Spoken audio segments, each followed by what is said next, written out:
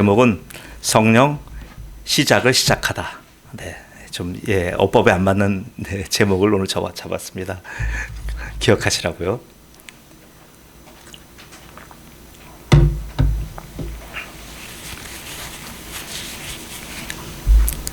성령 시작을 시작하다. 이 제목으로 같이 말씀의 은혜를 누리고자 합니다. 오늘은 특별히 성령 강림주일입니다. 교회가 성령 강림주일로 기념하는 근거가 사실 오늘 말씀이에요. 본문은 당시로부터 이 성경이 지금 쓰여졌던 이 사도행전 시기부터 1400년 전으로 올라가서 그때의 역사인 오순절을 꺼냄으로써 오늘 말씀을 시작합니다. 오순절은 이스라엘 백성들이 광야를 거쳐서 가나안 정착과 연관된 절기입니다. 결국은 이 절기는 애굽 탈출의 유월절로부터 시작되는 절기예요. 유월절은 옛 주인의 속박에서의 해방과 새로운 주인이 주시는 자유를 의미하는 그런 절기예요. 곧 유월절은 400년의 속박을 끊어낸 새로운 시작입니다. 이렇게 해방된 백성은 광야 40년간을 옛 주인에 대한 청산 작업과 새 주인에 대한 동행의 훈련을 받는 거예요. 이 훈련이 40년이 끝나자 드디어 약속의 땅으로 들어가요. 약속의 땅에서 저들은 첫 번째 하나님께 예배를 드립니다. 그 예배가 바로 이 77절 오순절이에요. 뭐냐면 이거의 의미는 자기들이 농사 짓지 않고 자기들이 땀 흘리지 않았는데도 불구하고 그 땅의 소산물로 자기들이 풍족하게 먹고 그 소산물로 하나님께 예배를 드렸다고 하는 의미예요. 자, 그래서 오순절 예배를 드렸습니다. 이 오순절의 신학적인 표현이 바로 성령 강림절입니다. 오순절은 가나안 땅 입성의 첫 절기이며 첫 예배예요. 마찬가지로 이렇게 새로운 땅에서 드린 첫 예배의 개념이잖아요. 마찬가지로 성령 강림절은 교회가 공식적으로 모여서 드린 첫 예배입니다. 그래서 교회가 시작된 첫 예배가 바로 이 성령 강림절이에요. 오순절은 제 50번째 날이라고 하는 의미로 예수님의 부활로부터 50번째 되는 날이라고 하는 의미입니다. 그날이 시기적으로 지금 우리가 볼 때 우리가 서기력으로 지금 이맘때예요. 지금 금년 부활절이 4월 20일이었어요. 그날로부터 50일이 된 때가 지금 오늘 이맘때예요. 6월 8일 오늘입니다. 우리가 한국에서 지금 24절기를 지키잖아요. 농사절기를 24절기 지키는 그 절기로 볼 때는 이맘때가 망종에 해당돼요. 오늘 주보의 컬럼 보시면 나와요. 망종에 해당되는 때, 망종은 뭐냐면 보리의 추수와 벼 모내기의 새로운 시작이에요. 결국 이 말은 뭐냐면 수확한 보리로 떡을 해서 먹고 그다음에 지치지 말고 힘을 내서 다시 벼 모내기를 완수하여 지금은 벼농사가 쉽지 않은 옛날에는 굉장히 힘든 작업이잖아요. 노동집약적으로 모든 사람이 다 달라붙어야 되고 그 힘든 벼농사를 시작하는 얘기예요. 자, 그래서 이런 당시 사도행전은 당시의 독자들이 잘 이해할 수 있도록 구약의 유월절과 오순절을 들어서 이렇게 부활절과 성령 강림절을 설명한 겁니다. 신약교회의 우리는 어때요? 구약교회 전통을 따르지 않기 때문에 유월절, 오순절이라고 하는 이런 말들은 우리는 사용하지 않아요. 여러분 왜 그런 거 사용하지 않냐고 여쭤보시는 분들이 있는데 우리는 그건 구약시대의 구약교회의 모습이에요. 우리는 그 대신에 부활절, 성령 강림절 같은 이런 신약적인 용어를 사용합니다. 오순절이 가나안 땅에서 새로운 시작이었듯이 성령 강림절은 교회의 첫 번째 시작인 거예요. 성령 강림으로 말미암아 예수님이 베드로에게 그렇게 약속하셨던 마태복음 16장 18절이 드디어 성취된 거예요. 마태복음 10장 18절은 예수님이 베드로에게 뭐라 그러셨냐면 너는 베드로라 내가 이 반석 위에 내 교회를 세우리니 음부의 권세가 이기지 못하리라 이렇게 말씀하셨어요. 그 교회를 예수님이 베드로에게 예언하신 그 교회를 바로 누가 세우셨다고요? 성령님이 세우신 거예요. 예수님이 베드로에게 약속하신 교회를 예수님이 뭐라고 말씀하셨냐면 너희들의 교회다. 카톨릭처럼 베드로의 교회다 아니에요. 누구의 교회? 내 교회라고 말씀하셨어요. 곧 교회는 예수님의 교회입니다. 누구의 교회도 아니에요. 교회는 한 나무예요. 나무의 줄기, 잎, 가지, 잎, 열매가 전부 다 한 뿌리에서 나온 한 나무잖아요. 뿌리가 바로 예수님이고 나무가 곧 예수님이에요. 그래서 교회는 바로 예수님인 겁니다. 그 교회의 힘찬 출범을 알리는 고동소리가 바로 본문에 묘사된 성령 강림이에요. 성령은 여러분 어떤 분이라고 생각하십니까? 예, 우리가 말은 성령은 인격이십니다라고 말을 하지만 실제적으로 우리의 신앙생활 속에서 우리가 성령님과 우리의 교제를 인격적인 교제로 하지 않고 어떻게 돼요? 어떤 힘과 권세와 어떤 아주 엄청난 에너지원으로 보는 거예요. 아니요, 그거 아니에요. 성령은 인격체이십니다. 인격체이시기에 성령께서는 철저하게 이 오순절 절기에 맞추어서 오신 거예요. 성령이 비인격적인 어떤 초자연적인 힘이라고 한다면 이렇게 역사의 시간, 바로 역사의 시간은 크로노스가 있고 카이로노스가 있어요. 크로노스와 카이로노스에 맞춰서 올 수가 없는 거예요. 비인격적인 어떻게 물건이 자기의 임의대로 시간 맞춰갈 수 있어요. 물건은 맞출 수가 없는 거예요. 인격체만 그 시간을 맞추며 때를 맞추는 거예요. 이게 인격적인 요소입니다. 우리가 흔히 하는 오해와 잘못된 지식이 여기에 있어요. 성령님을 인격적인 하나님이 아닌 능력이나 권세나 힘으로 보는 것, 여러분 이거 끊으셔야 돼요. 술, 담배 끊듯이 끊으셔야 돼요. 이는 너무나 큰 무지로 이런 시각에서는요 믿음이 자라지 않아요. 성령님은 어떤 분입니까? 인격체예요. 인격적인 분이라서 예수님을 광야로 몰아내신 분이에요. 마가복음 1장 12절에 성령이 곧 예수를 광야로 몰아내신지라. 아니 인격적인 분이 아니면 어떻게 예수님을 광야로 몰아내십니까? 또 바울의 아시아 전도를 막으신 분이 성령님이에요. 사도행전 16장 6절이에요. 성령이 아시아에서 말씀을 전하지 못하게 하시거늘 그들이 성령이 막으니까 부르기와 갈라디아 땅으로 다녀가. 이런 내용이 성경에 한둘이 아니에요. 그 성령 하나님께서 오신 겁니다. 이는 예수님의 승천에 이은 바로 역사적이고 공개적인 사건이에요. 예수님께서 분명히 뭐라고 말씀하셨습니까? 예수님이 떠나가시기 전에 예언하신 게 있어요. 요한복음 16장 7절 8절이에요. 그러나 내가 너희에게 실상을 말하노니 내가 떠나가는 것이 너희에게 유익이라. 예수님이 떠나시면서 제자들을 이별하시면서 내가 가는 게 너희한테 유익이야. 내가 떠나가지 아니하면 보혜사가 너희에게로 오시지 아니하실 것이요. 인격체 보혜사입니다. 내가 그를 너희에게로 보내리니 그가 와서 죄에 대하여 의에 대하여 심판에 대하여 세상을 책망하시리라. 이렇게 예수님이 분명히 제자들에게 미리 말씀해 주셨어요. 네, 저렇게 성령님은 인격적인 하나님이시며 성부, 성자, 성령의 삼위로 계신 하나님이신 겁니다. 오늘 제자들이 모인 그 다락방에 성령님이 임하셨어요. 이를 곡해하면 성령을 어떻게 우리가 잘못 해석하면 어떻게 됩니까? 성령은 초자연적인 역사로 오시는 어떤 그런 초자연적인 힘으로 우리가 알게 돼요. 성령을 그렇게 알다 보면 어떻게 됩니까? 우리가 성령은 내가 힘들고 어렵고 내가 해결하지 못하는 문제를 해결해 주시는 그런 분들만 알게 돼요. 마치 자기의 어려운 걸 돕는 키다리 아저씨 같이 성령을 그렇게만 생각하는 거예요. 아니에요. 오늘 보세요. 오순절날 저 다락방의 성령이 어떤 모습으로 오셨습니까? 성령님은요, 지금 항상 하나님은 하나님도 나타나시고 예수님도 나타나시고 성령님도 다 나타나시는 모습이 다 똑같아요. 다 인격적으로 나타나신 거예요. 전부 다 인격적인 모습, 인격체로 나타나셨어요. 이게 성경의 공통된 성경의 시각이에요. 이걸 놓치시면 안 돼요. 자, 하나님이 먼저 어떻게 나타나셨습니까? 출애굽기 3장에 모세에게 나타났을 때 어떻게 해요? 모세와 서로 주거니 받거니 얘기했잖아요. 이건 인격체가 아니면 이렇게 할 수가 없어요. 또 예수님 어떠셨어요? 예수님 마태복음 4장 19절에서도요. 제자들에게 제자들과 직접 대화하는 인간의 모습으로 그렇게 오셨잖아요. 이게 인격적인 모습으로 오신 거예요. 그럼 성령님은 어떻게 오셨습니까? 우리가 오늘 본 말씀을 잘못 해석하면 성령님은 이렇게 엄청난 초자연적인 어떤 그런 현상으로 오시는 분이다.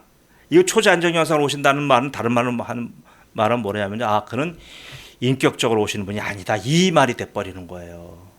성령을 인격체로 알지 아니하면 우리의 신앙이 다 흩어져 버려요. 여러분의 신앙 자체가 왜곡돼 버리는 거예요. 성령은 오셨을 때 오늘 본문 말씀에서 보세요. 오늘 그 말씀을 제가 여러분에게 알려드릴 겁니다. 알려드릴 이유는 바로 성령은 자연적이거나 자연현상을 바꾸거나 초자연적인 분으로 오시는 분이 아니다. 성령은 어떻게 오신다? 인격적인 모습으로 오신다. 이걸 여러분에게 얘기하고 싶은 거예요.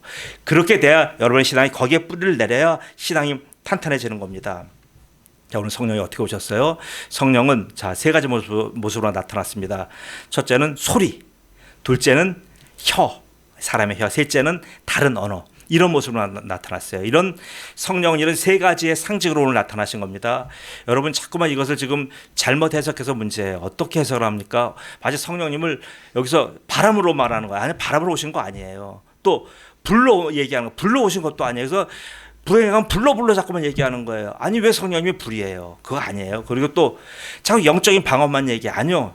여기 방언은요, 다른 외국어예요. 영어, 중국어, 불어 이런 외국어예요. 자, 보세요. 이렇게 왜 이렇게 오늘 성령님이 나타나실 때 이렇게 지금 보세요. 소리와 혀와 다른 언어들로 나타났습니까?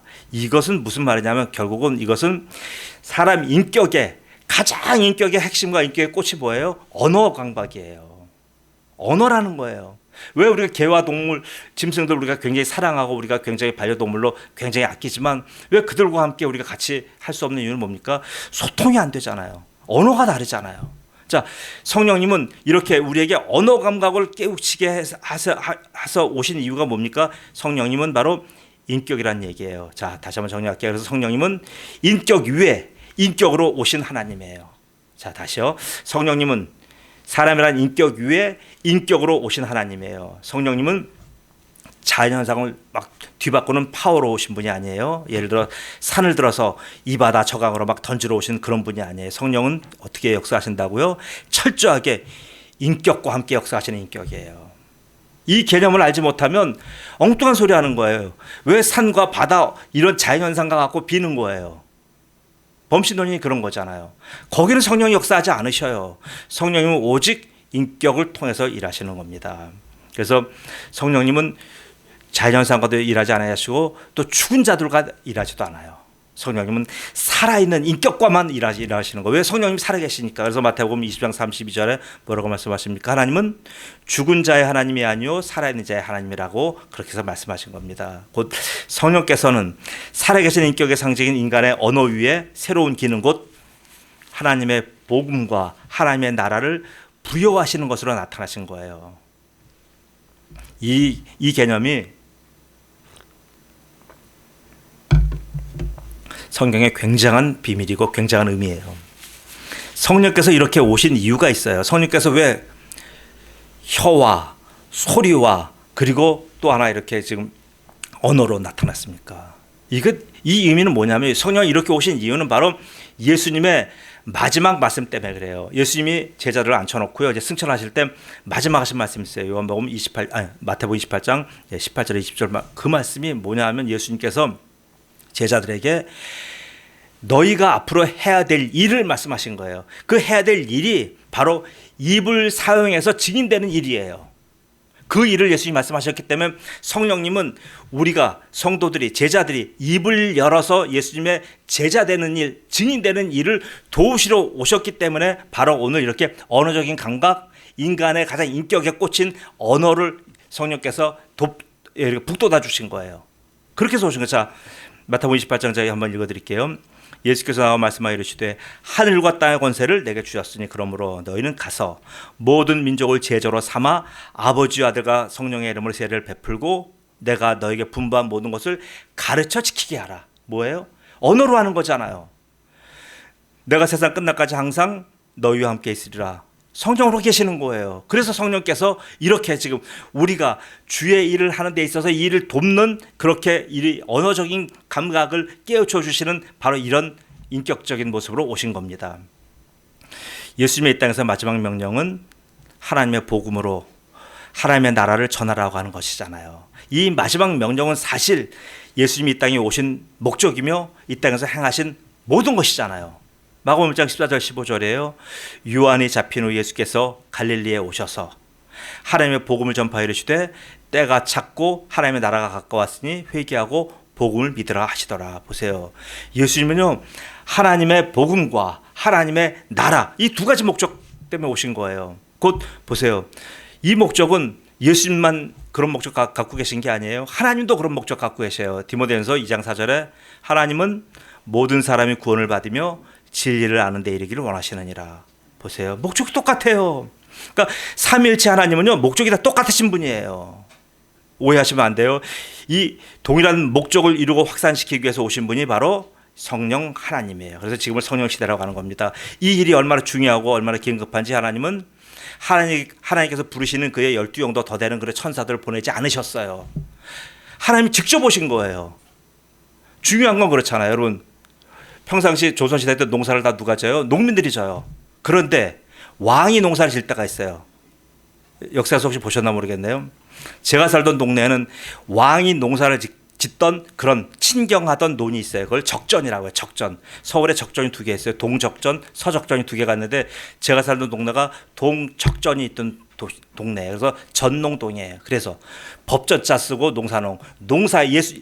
왕이 와서 직접 친경했다. 왕이 직접 한 해의 농사를 여기서 자기가 테스트베드에서 농사를 지음으로 말미암아 왕도 농사에 참여하고 농사 천하지대 보냐? 그리고 나도 농민과 함께 같이 호흡한다는 걸 얘기하잖아요. 그렇게 중요한 일이기 때문에 이건 누구를 시켜요? 영의정 시키지 않고 좌의정 시키지 않고 왕이 직접 가서 바지를 걷어 올리고 거기 들어가서 농사 지어요. 그런 거예요.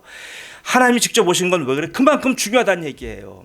이 일을 위해서 예수님이 오셨고 이 일을 위해서 성령님이 오신 거예요. 이 단 하나의 이유 때문에 그래요. 그렇기에 복음을 증거하는 일을 성령이 가장 기뻐하시고 복음의 증인된 일을 끝까지 성령은 도우시는 겁니다. 여러분, 성령이 오셔서 무슨 일을 하셔요? 우리는 자꾸 착각해요. 성령이 오시면 그 은사들을 줘서 병도 낫고 귀신도 쫓아내고 질병도 해결되고 가진 문제를 해결하는 줄로 알아요. 그렇게 되면 어떻게 됩니까? 은사가 많은 분 밑에 쫙 줄 서요.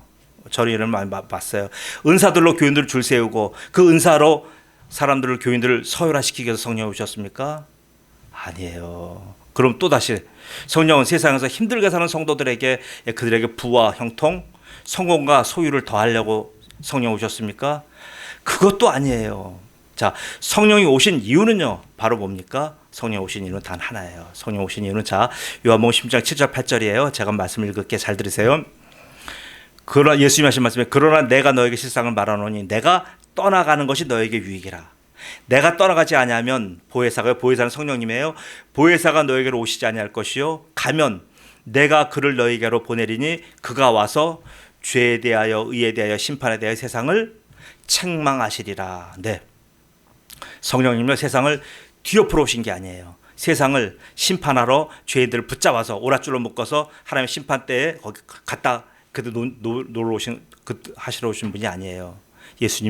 성령이 오신 것은 단 하나입니다. 하나의 이유 뭐예요? 바로 세상을 책망하러 오신 거예요. 책망의 이유는 죄를 회개시킴으로써 하나님의 복음과 하나님의 나라로 사람들이 돌아오게 하려고 하는 목적이에요. 그래서 여기 책망의 의미가 뭐냐 하면 심판의 의미가 아니에요. 죄를 깨닫게 하는 거예요.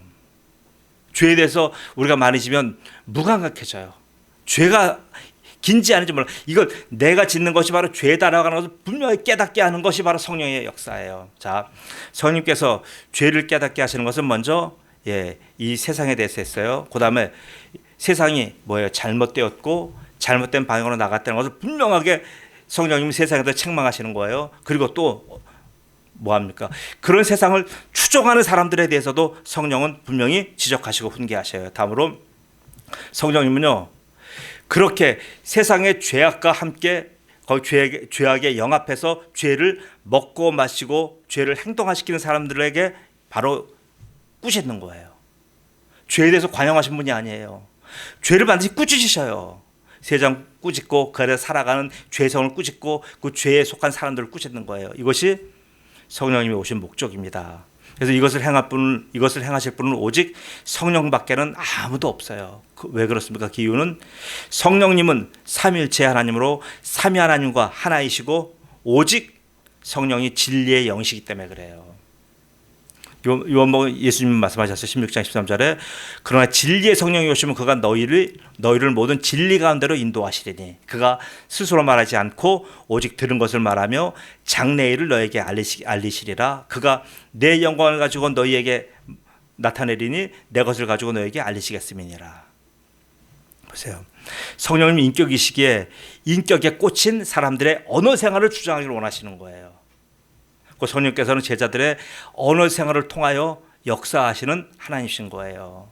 자연현상이나 초자연현상을 가지고 움직이시는 게 아니에요. 이거 착각하시면 안 됩니다. 예수님의 제자들은 성령에 의해서 그의 눈과 귀와 혀가 사로잡힌 자들이에요. 다시요. 예수님의 제자들은 성령님에 의해서 혀와 눈과 귀가 사로잡힌 자들이에요. 이것을 다른 말로 표현하면 성령으로 말미암아 세례를 받았다 이렇게 표현하는 거예요. 이게 성령 세례예요. 오해하지 마세요. 무슨 성령의 은사를 받아가지고 막 까무러치고 막 방언하고 입시하고 이런 거 아니에요. 사도행전 1장 5절 말씀입니다. 요한은 물로 세례를 베풀었으나 너희는 면달이 못되어 성령으로 세례를 받으리라 하셨느니라. 성령 강림은 초대교회 공동체에 임하신 역사적인 사건이며 공개적인 사건이에요. 반면에 성령 세례는요, 교회 공동체에 소속된 각 성도들에게, 각 사람에게 임한 개인적인 사건이에요.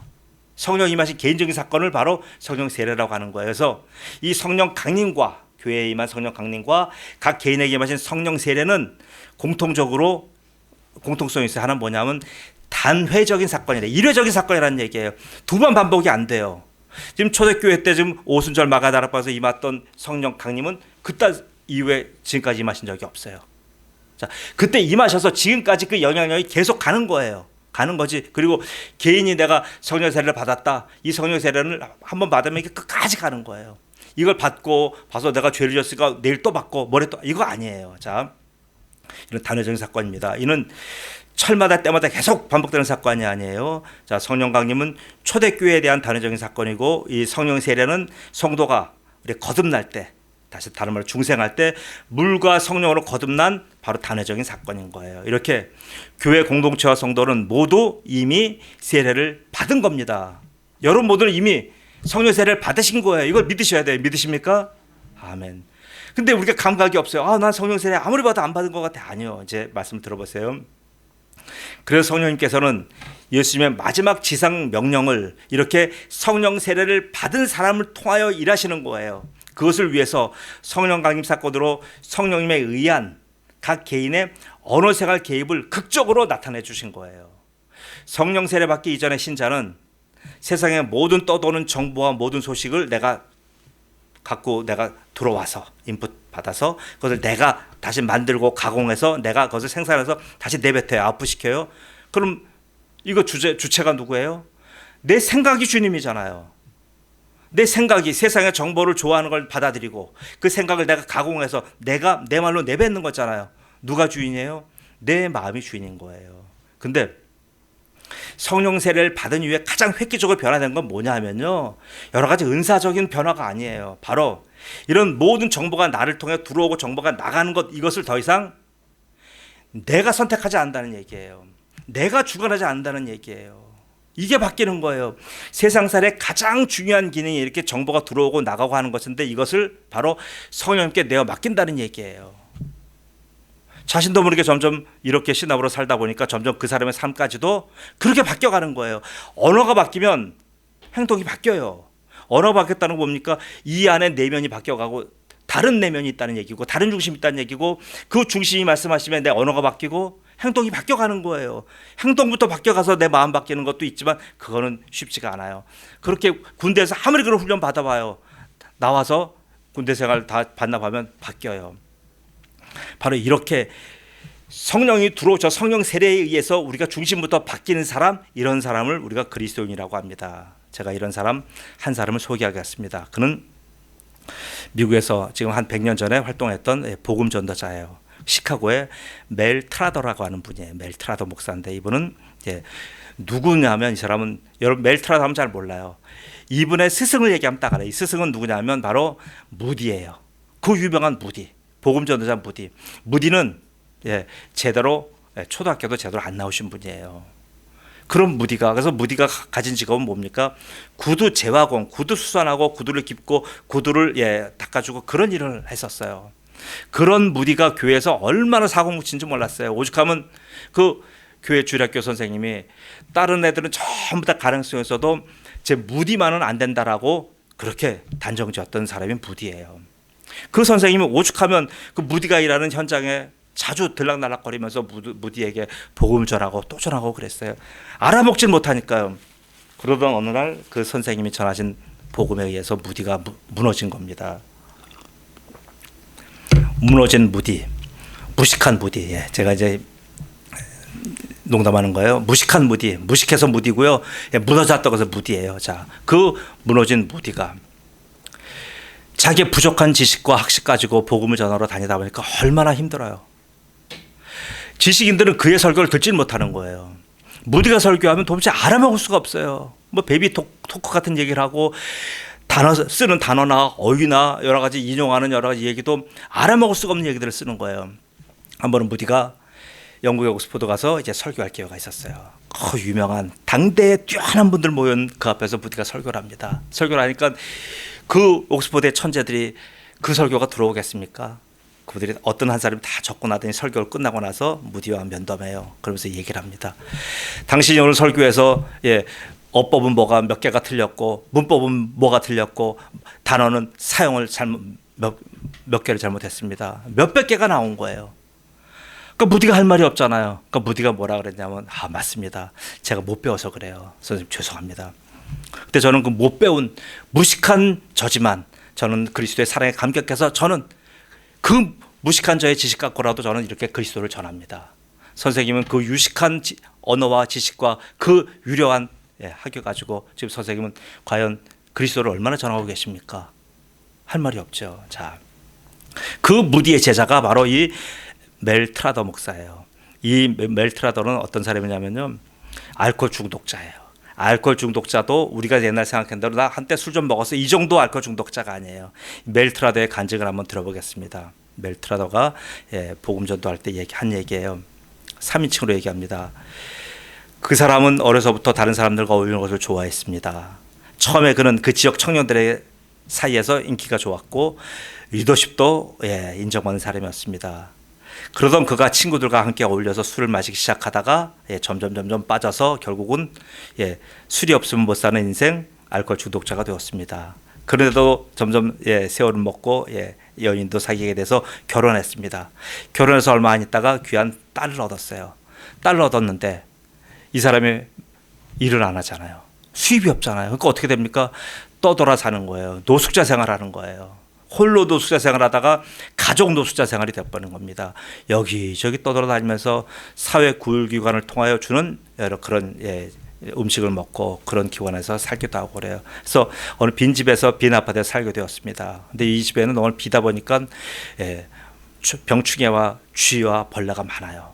그래서 그런 데서 살다가 그 어느 날 3살 된 딸아이가 심한 병에 걸렸어요. 근데 이 아이가 병을 차도가 없어요. 약을 먹어서 차도가 없어요. 아내가 백방으로 노력해서 무상으로 고쳐주는 그런 아주 선한 의사를 만났어요. 그 의사를 만나갖고 이제 의사한테 데려갔습니다. 그래서 이제 남편도 이제 같이 합류하게 된 겁니다. 그래서 거기서 아이를 딱 진맥한 결과 의사가 그래 이제 가능성이 없습니다. 그러면서 의사가 하나의 방법이 있긴 있는데 의사가 이 아이에게 어떠한 약을 먹이면 살 가능성이 있습니다 라고 하면서 얘기해. 지금 가지신 돈이 얼마나 있어요? 이 노숙자 부부가 무슨 돈이 있어요? 하나도 없습니다. 그랬더니 의사가 생명은 죽어가고 이들은 돈은 하나도 없고 어떻게 해요? 그러니까 이 의사가 너무나 안타까운 나머지 자기의 있는 주머니 걸 돈을 다 털어갖고 그 애기 아빠한테 줘요. 자, 이걸 가지고 저 약국 가서 어디 가서 약을 사오세요. 그 약을 먹으면 딸은 살 수 있습니다. 근데 그걸 돈을 갖고 이제 약을 사러 갔어요. 약을 사러 가다가 이 남자가요, 그만 거기서 갑자기 정신이 이성을 잃어버려요. 이성을 잃어버리고 자기가 그 돈을 가지고 어디를 갑니까? 평소에 하던 짓을 해요. 자기가 가던 약국을 가는 것이 아니라 술집을 가는 거예요. 술집에 가서 거기서 밤새도록 술을 퍼마시고 거기서 그 돈을 다 써버리고 그 다음날 자기 집으로 돌아가요.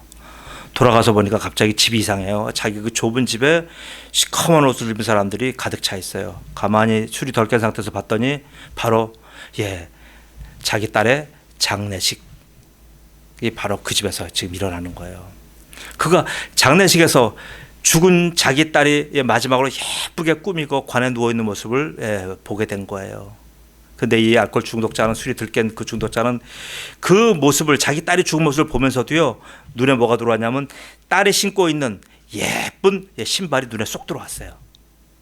그래서 그럼 몰래 가가지고 그 신발을 살짝 벗겨서 자기 주머니에다 넣고 다시 장례장을 빠져나옵니다. 그리고 어디로 갑니까? 그 신발을 팔았어요. 35센트에 팔아서 그 돈을 가지고 다시 술집을 가요. 술을 마고 다시 술을 마셔요. 이게 인간입니까? 인간이 아니잖아요, 이거는요. 그 후에 그 돈을 다 쓰고 며칠 지나서 술이 이제 완전히 깬 후에 정신 차려서 집에 돌아왔어요. 집에 돌아와 보니 그 아내가 도저히 참을 수가 없잖아요. 이혼을 하고 이제는 완전 인생 끝난 거잖아요. 너 같은 인간 도저히 살 수 없다. 그래서 이제 완전히 인생이 거기서 파탄된 겁니다. 그래서 이 사람은 이제 나 같은 인간이 살아서 무엇하나.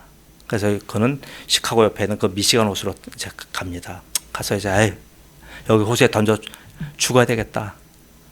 모든 것이 다 끊어진 그 상황 속에서 미시간 호수로 달려갑니다. 달려가는 그때 가서 호수를 바라보면 처연하게 이제 벤치에 앉아 있어요. 앉아 있는 그때 어느 한 분이 와서 이렇게 전도하는 거예요. 전도하면서 선생님 뭐 하십니까? 뭐 봐도 훤하잖아요. 내가 이제 마지막 여기 인생을 끝내려고 합니다. 그러니까 그 전도자가 뭐라고 하냐면 선생님 지금 죽으나 30분에 죽으나 어차피 똑같으니까 그러니까 죽기 전에 마지막으로 예배는 한번 드리고 죽자고 그러니까 권유하니까 그것도 또 타당한 얘기 같잖아요. 알았다고 그러면 한번 가겠다고. 그래서 따라간 그 집회가 바로 무디 목사님의 그 복음전도 집회예요. 거기서 주님의 음성을 듣게 된 겁니다. 거기서 절망하고 있던 자신을 구원하기 위해서 십자가에서 죽으신 예수 그리스도 그분에 대한 복음을 들은 거예요. 그 복음을 듣던 중에 성령께서 강하게 역사하셔서 그는 회개하고 예수를 믿는 새로운 삶을 시작하게 된 겁니다. 자, 보세요. 여러분 새로운 삶을 시작하면 모든 것이 다 바뀝니까? 안 바뀌어요. 바뀐 건 오직 내 마음 하나 바뀐 거예요. 상황은 그대로 있어요. 그럼 어떻게 돼요? 그 상황을 내가 견뎌내야 돼요. 내가 자신이 바뀌었다고 해서 상황까지 한꺼번에 확 바뀌는 거 아니에요. 사람들이 자꾸 이걸 착각하니까 내가 주님께 돌아왔는데 내가 회개했는데 왜 지금 내가 문제가 안 풀리지? 아니요. 그걸 견뎌내야 돼요. 그것을 바로 무디 목사님의 지도로 차근차근 그 과정을 밟아서 그것을 훈련을 오랜 세월 받았어요. 그 훈련을 받으면서 이는 바로 이제 섬기는 종의 모습으로 점점 변화된 삶을 살게 되었습니다. 그래서 그는 결국은 나중에 목사가 되고 복음 전도자가 된 거예요. 그 사람이 바로 누굽니까? 그 사람이 바로 멜트라도 목사예요. 자, 그건 유명한 얘기입니다. 자, 이렇게 지금 어렵고 지친 분들을 위해서 이런 사람을 새 소망을 주기 위해서 이는 바로 자기가 부끄러운 자기의 간증을 한 거예요. 자, 사랑하는 우리 성도 여러분, 이분이 바로 성령님이에요. 성령님은 인격 대 인격으로 만나 주시는 분이에요. 절대 어떤 자연상 초자연적인 현상으로 우리를 이끌어 가시는 분 아니에요. 오해하지 마세요. 성령께서는 인격으로 만나 주신 은혜가 그 성령님을 인격으로 만난 분이 계시고요. 성령님을 은사로 만난 분이 계셔요. 근데 은사로 만난 분들은요 오래 못 가요. 왜요? 그 은사가 계속됩니까? 내가 병 고치는 은사가 있어요. 병 고치는 은사 가지신 목사님들 얘기해요. 어느 때는 있지만 어느 때는 없어요. 없을 때 어떻게 해요? 없을 때는 연기하는 거예요. 어떡할 거예요? 사람들은 많이 와 있고 나는 그 은사는 없고 연기하잖아요. 은사로 만나신 분들은요 오래 못 가요. 성령은요 반드시 인격으로 만나야 오래 갑니다. 성령을 인격으로 만나신 분을 근원적으로 자기가 변화되는 거예요. 우리가 흔히 이런 말해요. 예수님 믿었는데 안 변합니다. 이런 말 하잖아요. 예수 믿었는데 왜 안 변합니까? 아니요, 이건 틀린 말이에요. 이건 성립되지 않는 말이에요. 마치요 차가운 태양 이런 말이고요. 살아있는 시체랑 또 이런 똑같은 말이에요. 예수님 만나면 분명히 변하게 돼 있고요. 성령님이 우리 성령 세례를 우리에게 주시면 반드시 변화되게 돼 있어요. 성령은 인격이십니다. 인격이시기에 인격에 꽂힌 언어를 통해서 이렇게 역사하신 거예요. 여러분 언어를 보면 그 사람 알잖아요. 복음 증거는 그 사람의 언어가 자기가 마음대로 쓰는 것이 아니라 성령께 사로잡혀서 사용하고 있다고 하는 의미가 되는 거예요. 멜트라더가 그런 거잖아요. 오늘 우리 인생에서 하나님이 가장 기뻐하시는 부분이 뭡니까? 우리는 많이 그래요. 내가 잘 됐어. 내가 성공해서 하나님께 영광 돌리겠다. 여러분 그 새빨간 거짓말 좀 하지 마세요. 그건 거짓말이에요. 내가 잘 되는 것과 하나님께 영광 돌리는 건 아무런 상관관계가 없어요. 그건 자기가 하나님을 빙자해서 잘 먹고 잘 살고 싶어서 그러는 거예요. 뭡니까? 바로 하나님 가장 기뻐하시는 부분은요. 무디처럼 국민학교 못 나왔어도요. 복음에 증인되는 삶이에요. 오죽하면 이것이 예수님의 마지막 유언입니까? 이는 세상에서 복음에 증인되는 것보다 더 긴급하고 복된 것은 없다는 뜻이에요. 이렇게 복음을 일상적인 언어로 듣고 일상적인 언어로 사용하는 사람을 뭐라고 성경에서 뭐라고 합니까? 바로 증인이라고 하는 거예요. 증인은 성령으로 가득한 자라고 하는 의미예요. 멜 트라더가 회개하고 새로운 인생이 된 후에 왜 저렇게 다른 일을 다 제쳐두고 복음을 자신의 입과 귀와 눈에다 담고 살았을까요? 왜 그럴까요? 다른 것 해도 되는데 그것은 성령이 그를 지배하고 있기 때문에 그래요. 그 성령이 그의 마음과 그의 말을 간섭하시기 때문에 그래요. 곧 그 내면에 성령이 인격으로 계시기 때문에 그런 거예요. 그래서 성령의 사람들은 이구동성으로 다 복음의 사람이 되는 거예요. 뭐 목사가 다 되라는 말이 아니고 이구동성으로 복음의 사람이 되는 거예요. 다른 어떤 정보와 말들은요, 전부 다 세상의 말들은 휘발성 전파와 같고 연기 같아서 뱉으면 어디로 가는지 우리가 도무지 찾을 수 없어요. 기억도 나지 않아요. 그런 말을 하는 자나 듣는 자나 다 쉽게 피곤해지고 무력해져요. 왜요? 그 이유는 그것이 사람의 내면에서 마음에서 나온 일종의 죽음의 언어이기 때문에 그래요.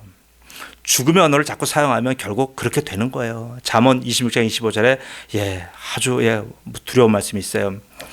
사람들이 하는 말을 그 말이 좋을지라도 믿지 말 것은 믿지 말라는 거예요. 세상에 아무리 떠도는 말이 좋아도 믿지 말 것은 그 마음에 7가지 가증한 것이 있음이니라. 세상에 떠도는 일들이 이렇다는 얘기예요. 성령은 오셔서 저렇게 새로운 시작을 하시는 겁니다. 그것이 바로 구원이에요. 구원은 마치 죽음의 독가스가 가득 차 있는 이 세상에 생명의 호수를 입에다 연결시켜 주는 거예요. 이 호수를 빼면 바로 독가스에 질식돼요. 이것을 호수를 물기는 것을 뭐라고 얘기합니까? 바로 성령 충만이라고 표현하는 거예요. 성령 충만. 성령으로 시작하신 것을 곧 성령이 시작하셨잖아요. 그걸 바로 이제 성령 세례를 받았다고 표현했어요. 성령 세례를 받은 성도는 늘 이렇게 어떻게 돼요? 이 호수를 물고 있는 거예요. 이게 바로 성령 충만인 거예요. 호수를 빼면 어떻게 돼요? 바로 독가스에서 그는 죽게 되는 거예요. 그래서 성령 충만한 성도는요, 이 독가스실 같은 세상에서도 늘 생명력 넘치게 살게 되는 거예요. 저들의 입에, 자기 입에 또 옆에 성도의 입에 생명의 피스를 물려주셔야 돼요. 그래야 죽지 않아요. 이것이 바로 복음 전도이고 이런 자가 바로 예수님의 증인인 겁니다. 사랑하는 성도 여러분, 이 독가스실에서 나만 홀로 생명의 옷을 장착했다고 안전하고 그렇게 무심하게 사시겠습니까? 예수님이 직접 이 독가스실 이 세상에 오신 거예요. 그래서 예수님은 직접 생명 구조 작업을 하신 겁니다. 그리고 예수님이 하시다가 그 일을 성령님께 위임하셨고 성령님은 또 누구를 통해서 일하셔요? 우리 같은 성령의 사람에게 이 일을 맡기신 거예요. 아니, 성령과 함께 우리와 함께 일해 나가시는 거예요. 이 일은 우리 홀로 하는 외로운 작업이 아닙니다. 성령님이 함께 하시는 아주 따뜻한 작업이에요. 여러분에게 묻겠습니다. 여러분의 인생 촛불로 따진다면 촛불의 심지가 얼마나 여러분 남았습니까? 그 남은 시간을 앞으로 여러분 어떻게 보내실 계획이십니까? 어떤 인생의 계획을 갖고 계십니까? 앞으로 이 땅에서 얼마나 더 잘 먹고 앞으로 더 얼마나 행복하게 살 수 있겠습니까? 남은 시간은 생각보다 그렇게 길지 않아요. 우리의 건강 수명 짧아요. 심지어는 점점 타 내려갑니다. 그러므로 여러분에게 권면합니다. 이 귀한 시간 헛되게 사용하지 마십시오. 킬링 타임으로 소모하지 마십시오.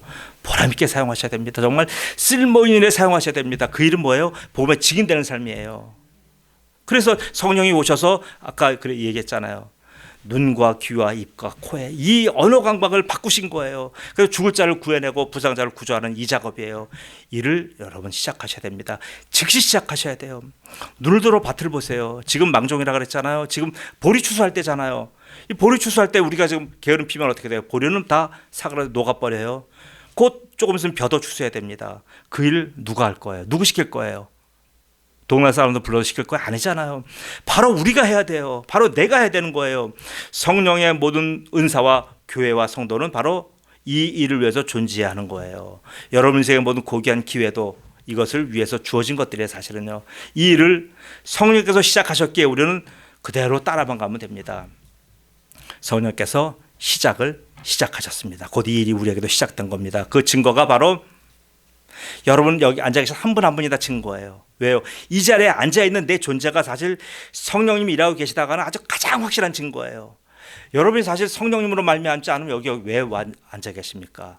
다른 일도 봐야 되고 얼마나 세상 할 일이 많아요. 성령님께서 여러분을 통해서 일을 시작하셨기에 여러분이 지금 여기 앉아 계신 거예요. 성령님이 시작하신 일을 나는 가만히 쳐다보고 있을 겁니까? 아니요. 성령 세례를 받았고 성령으로 늘 충만하기 때문에 우리는 성령과 함께 우리가 성령으로 말하고 성령으로 우리가 외칠 수밖에 없는 거예요. 그래서 바울이 매일매일 뭐라고 외쳤습니까? 자신을 쳐서 복종시킨 말씀이 있어요. 바울 사도가 고린도서 9장 16절에 내가 복음을 전할지라도 자랑할 것이 없으면 내가 부득불을 할 일이라.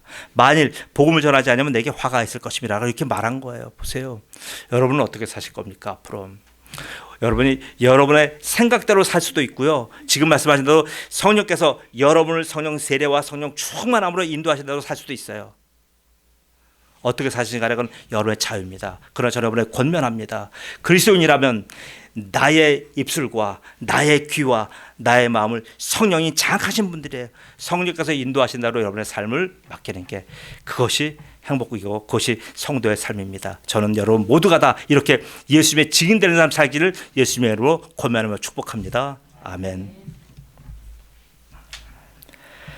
전능하신 아버지 하나님 은혜 감사합니다. 아버지 하나님, 왜 성령님께서 이렇게 인격체이신데 직접 우리에게 바로 모세에게 나타난 것 같고 예수님과 같이 그렇게 나타나지 아니하시고 이렇게 바로 오순절 마가야 다락방에서 그 교회 120명의 성도가 모여있는 교회에 임하신 이유, 또 그 임하셨어도 성령님께서는 특별히 오늘 이렇게 바로 소리로 그리고 언어로 그리고 이렇게 아버지 하나님 우리가 알아들을 수 있는 이러한 개념으로 오신 이유가 도대체 무엇인지 오늘 깨달았습니다. 바로 이것은 성령이 인격이시고 그 인격에 꽂힌 바로 언어의 생활을 성령께서 주장하고 싶다고 하시는 이유를 깨달았습니다. 바로 성령께서는 우리가 예수님의 증인되는 이 일을 도우시며 증인되는 일에 있어서는 우리가 증인되는 이 사역을 하면 성령께서 언제든지 도와주시며 언제든지 함께해 주시는 성령인 것을 깨닫게 되었습니다.